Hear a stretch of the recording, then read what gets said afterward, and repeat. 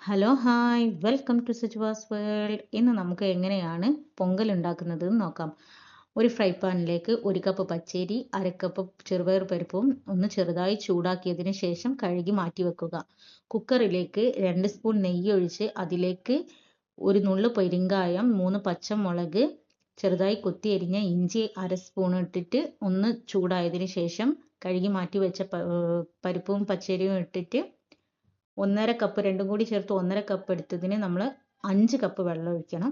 അതും ഒഴിച്ച് കുക്കറിൽ 4 വിസിലിട്ട് വേകാൻ വെക്കുക. വെന്തതിന് ശേഷം ഒരു പാത്രത്തിലേക്ക് 2 സ്പൂൺ നെയ്യ് ഒഴിച്ച് അതിലേക്ക് കുറച്ച് അണ്ടിപ്പരിപ്പ് ഒന്ന് വറുത്തെടുത്തതിന് ശേഷം ഒന്ന് സൈഡിലേക്ക് മാറ്റി വെച്ച് അതിലേക്ക് കടുക് ഒന്ന് പൊട്ടി വന്നതിന് ശേഷം ചെറിയ ജീരകം, ചുവന്ന മുളക്, കറിവേപ്പില ഇവയെല്ലാം ചേർത്ത് നന്നായിട്ട് താളിച്ചിട്ട് പൊങ്കലിൻ്റെ മേലെ ഒഴിക്കുക. നല്ല ടേസ്റ്റി പൊങ്കൽ തയ്യാർ.